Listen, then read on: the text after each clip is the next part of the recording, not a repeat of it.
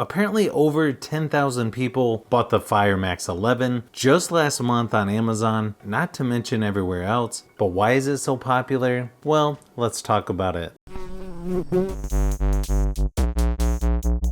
Pricing for this tablet is drastically lower than the $230 it was when it first came out. So for only $130 right now, it's pretty easy to see why this is so popular right now. The one I have is 64 gigabytes. There's also a 128 gigabyte version. You can use a micro SD card to expand the storage as well. The screen size on here is a little larger than the Fire HD 10 at 11 inches with 2000 by 1200 resolution. The brightness and colors on the Fire Max 11 definitely looks a little better compared to the Fire HD 10. It also has a little better viewing angles. The screen quality on here is actually better than you would expect. On a tablet at this price, the screen brightness is actually pretty good on here as well. It's also Widevine L1 for apps like Netflix. It looks like YouTube videos on here only goes up to 720p resolution for some reason, so I'm not sure if that changed with a software update, and that's through the web browser since you don't have the actual YouTube app on here.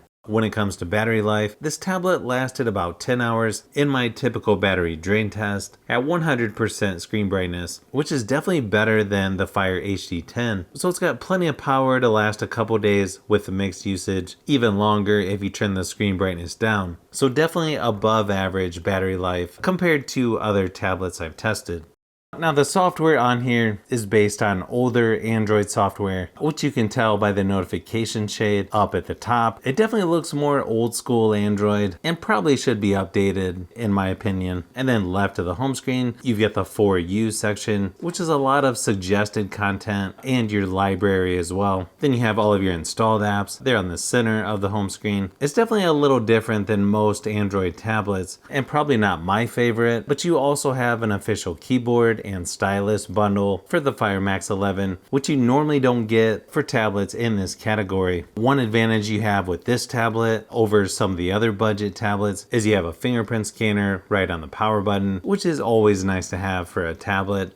Now performance wise isn't going to be the best on here. It's got 4 gigabytes of RAM and a MediaTek 8188 processor. Just looking at Geekbench scores, it is quite a bit more powerful than the regular Fire HD 10, but pretty similar on compute scores, just doing some multitasking or playing games. The Fire Max 11 is fairly smooth and probably has good enough performance for most people, especially at this price. One downside is you won't get to play all the games that's available in the Google Play Store since you're limited to the Amazon App Store. Sure, there's ways to get around that, but as far as right out of the box, you won't get all apps or games that you normally would on most regular Android tablets. It is nice that it has the metal build quality. I'm actually surprised they took away the headphone jack that's on the regular Fire HD 10 and HD 10 Plus. Kind of a weird setup for the speakers. You just have 2 on one side, but it's actually louder than you would expect. Here's a quick sample just to give you an idea of what it sounds like.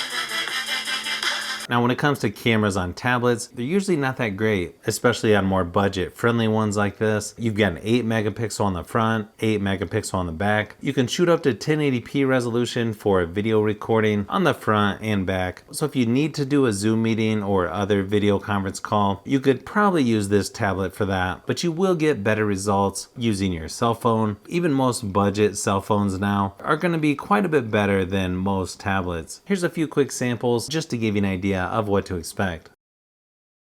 So for me, the software on this tablet is definitely not my favorite, but I can see the price of this is probably one of the biggest reasons it's so popular here recently. And it does have some nicer things that you normally don't get in this price range, like a fingerprint scanner right on the power button. It's also a good option if you prefer the Amazon ecosystem, or you just need something to stream Netflix, Disney Plus, or some of the more popular streaming apps.